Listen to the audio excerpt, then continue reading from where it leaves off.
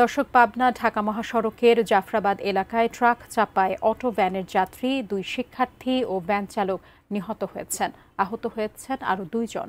ঘটনাস্থলে রয়েছেন সহকর্মী রিজভী জয়। বিস্তারিত জানতে সরাসরি যুক্ত হচ্ছি তার সঙ্গে। রিজভী জয়, আপনি তো আছেন ঘটনাস্থলে, কি অবস্থা এই মুহূর্তে সেখানকার চিত্র আমাদেরকে জানাবেন। এই পাবনার এই ঢাকা পাবনা মহাসড়কে যে ঘটনাটি একেবারে কিন্তু মর্মান্তিক একটি ঘটনা।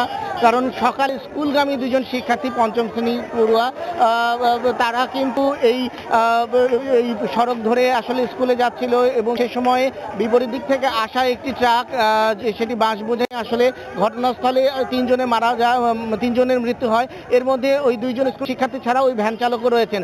তো কিছুক্ষণ আগে এখানে হাইওয়ে পুলিশের যারা রয়েছেন তারা কিন্তু সেই যে সেই ট্রাকটিকে সরিয়ে নিয়েছেন এখান থেকে এবং যান চলাচলও অনেকক্ষণ বন্ধ ছিল। এখন যান চলাচল কিছুটা স্বাভাবিক হলেও এখন কিন্তু স্থানীয় যারা মানুষ রয়েছেন, স্কুল শিক্ষার্থী সহ এলাকার মানুষ, তারা কিন্তু এই ঘটনার প্রতিবাদে এখানে বিক্ষোভ শুরু করেছেন এবং আবারও তারা মাঝে মাঝে এই সড়কটি বন্ধ করে দিচ্ছেন এবং তারা বলছেন যে এখানে একটি স্পিড ব্রেকার সেটি প্রয়োজন, সেই কারণে তারা কিন্তু এখানে আবারও রাস্তা বন্ধ করেছেন। এর পাশাপাশি হাইওয়ে পুলিশের সঙ্গে আমরা কথা বলেছি, তারা যেমনটি জানিয়েছেন যে এখানে আসলে এই মহাসড়কে তারা যে ছোট ছোট যে যানগুলো রয়েছে, যেমন অটো ভ্যান, ইজি বাইক, এই ধরনের যানগুলোকে আসলে মহাসড়কে চলাচল কিন্তু নিষিদ্ধ।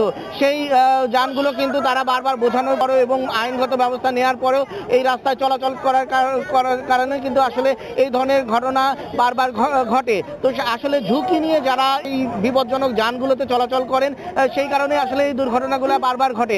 আজকে ছোট্ট 2টি প্রাণ এখানে চলে গেল। এখানে এলাকার মানুষের মধ্যে কিন্তু এখন শোকের ছায়া নেমে এসেছে। আমরা দেখেছি সেই স্কুলের পাবনা ক্যাডেট কলেজিয়েট স্কুল এই পার্শ্ববর্তী, সেখান থেকে কিন্তু স্কুলের শিক্ষার্থীরা এবং শিক্ষকরা তারাও এসেছেন। তাদের মধ্যে কিন্তু শোকের ছায়া নেমে এসেছে এবং তারা এই ঘটনার আসলে হঠাৎ করে এমন একটি ঘটনায় মুষড়ে পড়েছেন।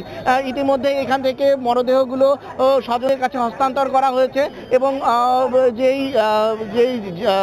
ইজি ভ্যানে তারা ছিলেন সেটি কিন্তু একেবারে দুমড়ে মুচড়ে মাটির সঙ্গে মিশে যাওয়ার মতো অবস্থা হয়েছে। সব মিলে এখন এটি শোকাবহ পরিস্থিতি এবং যান চলাচল স্বাভাবিক করার মধ্য দিয়ে পরিস্থিতি নিয়ন্ত্রণে আনার চেষ্টা করছেন এখানকার যে হাইওয়ে পুলিশ রয়েছেন তারা।